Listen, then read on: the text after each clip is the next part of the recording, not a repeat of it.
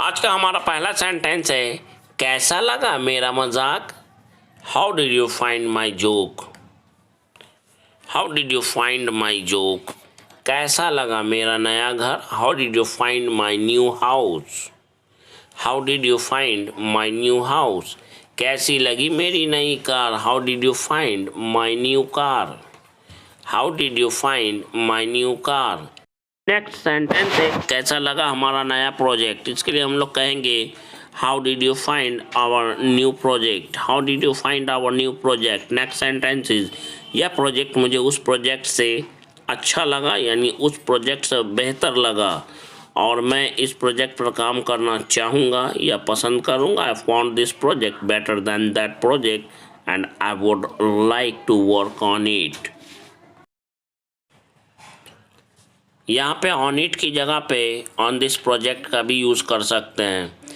Next है हमारा consider, जिसका मतलब होता है मानना। और आइए देखते हैं सेंटेंस में इसे हम लोग कैसे यूज़ करते हैं। मैं तुम्हें अपने भाई से बढ़कर मानता हूँ। I consider you more than my brother. मुझे आप अपना भाई जैसा समझे। Consider me as your own brother. इस घर को आप अपना समझे। Consider this house as your own. और जब तक आप चाहें यहाँ रुक सकते हैं। And you can stay here as long as you want. Consider this house as your own and you can stay here as long as you want. मैंने तुम्हें सब कुछ माना, लेकिन तुमने मुझे धोखा देने में कोई कसर बाकी नहीं छोड़ा। आखिर तुमने मेरे साथ ऐसा क्यों किया? I considered you everything, but you did not leave any stone unturned. या फिर यूँ कहें, but you left no stone unturned to cheat me, to betray me. वे लोग मुझे बेटे से बढ़कर प्यार किया करते हैं। They used to love me more than their son. More than enough का यूज़ हम लोग कब कब कैसे कैसे करते हैं, कौन कौन से सेंस में करते हैं? इसका मतलब होता है ज़रूरत से ज़्यादा। आइए और एग्जाम्पल के ज़रिए से समझते हैं। ज़रूरत से ज़्यादा होशियार बनने की कोशिश मत करो, क्योंकि यहाँ बैठे सारे लोग तुमसे ज़्यादा होशियार हैं।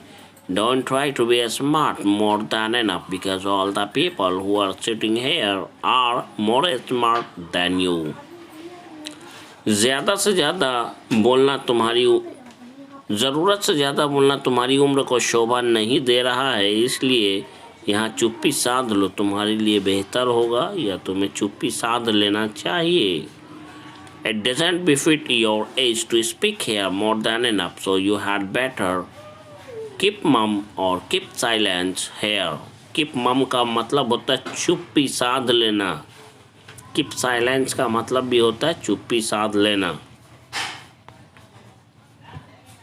नेक्स्ट है हमारा गेट इनटू समवन्स वर्ड, जिसका मतलब होता है किसी की बातों में आ जाना।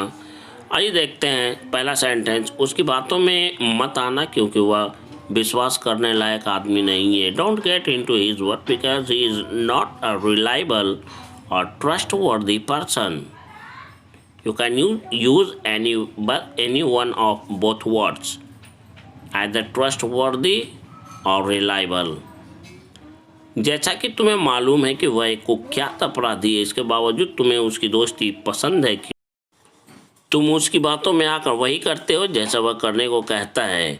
As you know, he is a notorious criminal. Despite this, you like his friendship and getting into his word. You do the same as he tells you to do. तुम एक नासमझ बच्चा तो हो नहीं जो उसकी बातों में आ जाते हो। You are not just a goofy child that. Goofy की जगह फुलिश का भी यूज़ कर सकते हैं। Goofy child, foolish child that you get into his words.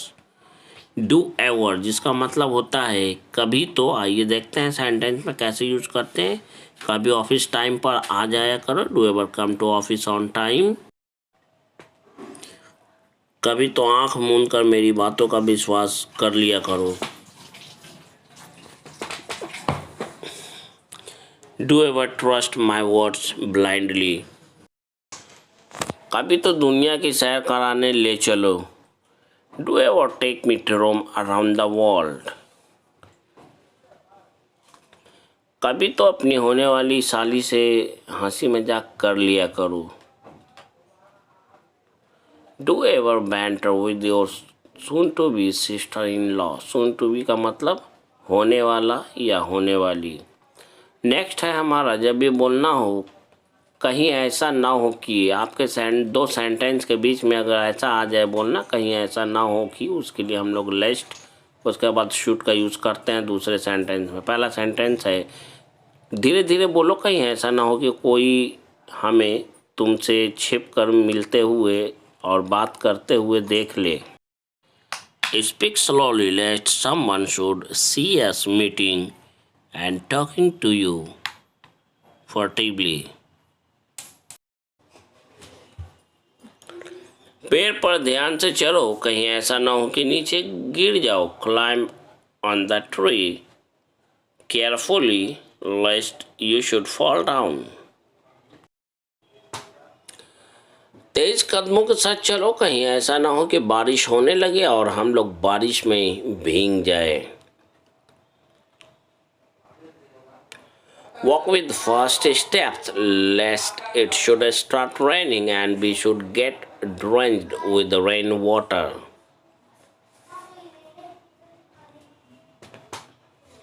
Next है turned out to be, कोई चीज़ हो जाना या निकल जाना। किसी के बारे में जब बोलते हैं वह आस्तीन का सांप निकल गया, वह गद्दार हो गया, गद्दार निकल गया, इस सेंस में टर्न आउट टू बी का यूज़ करते हैं। वह तो बड़ा चालू निकला। He turned out to be so clever. He turned out to be so clever.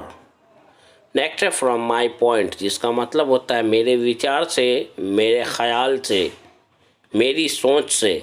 मेरे विचार से सरकार की यह नीति गरीबों, किसानों और मजदूरों के हित में नहीं है। From my opinion या from my point, this policy of government is not in favor of poor farmer and laborer. मेरे विचार से इन दिनों शिक्षा के क्षेत्र में बिहार में लड़कियां लड़कों से बेहतर कर रही हैं। From my point of view, girls are doing better than boys in the field of education in Bihar.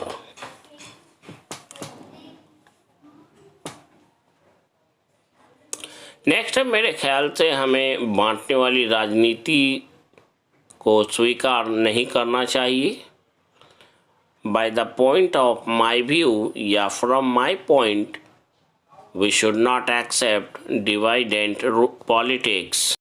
Next है, as for as I am concerned, जहाँ तक मेरा सवाल है, जहाँ तक मेरी बात है। नेक्स्ट सेंटेंस है, जहाँ तक देश की उन्नति का सवाल है, एक एक नागरिक का शिक्षित होना जरूरी है। As far as the progress of country is concerned, it is essential for every citizen to be educated. मेरी राय में जो लोग बूढ़े माता पिता को वृद्धावस्था में फुटपाथ पर जिंदगी जीने को मजबूर कर देते हैं, ऐसे लोगों को उम्र कैद की सज़ा होनी चाहिए। Am I right or wrong? You must write in the comment box about this sentence. You must write your opinion. As far as my opinion is concerned, the people who compel their parents to lead their life on the footpath in the old age, such people should be given life imprisonment. जहाँ तक मेरी राय का सवाल है, समय पैसे से भी ज़्यादा कीमती। As for as my opinion is concern, time is more valuable than money. मेरी राय में फिल्म अभिनेता धर्मेंद्र को दादा साहब फाल्के अवार्ड से सम्मानित किया जाना चाहिए। As for as my opinion is concern, the film actor Dharmendra should be awarded और honoured by Dada Saheb Phalke award. How did you like this video? You must write in the comment box. If you like, then write good, better, best, excellent. You must write. मैंने उसी दिन त्याग पत्र दे दिया। I resign that very day. Only on one condition का मतलब होता है केवल एक ही शर्त पर। पहला सेंटेंस, मैं केवल एक ही शर्त पर तुम्हारी मदद करूंगा। I will help you only on one condition. मैंने उसे एक ही शर्त पर माफ़ किया। I forgive him only on one condition. मैंने एक ही शर्त पर उसे यहाँ से जाने दिया। I let him go only on one condition. And you can extend your sentence according to your need, according to your requirement. You can extend sentence, add your extra sentence. एक ही शर्त पर उसके पिता ने यह शादी होने दिया। Her father let this marriage take place only on one condition. And with this sentence, that's all for today's video. See you tomorrow in the next video. But before say goodbye, I would like to request you, if you have not subscribed this channel yet, so please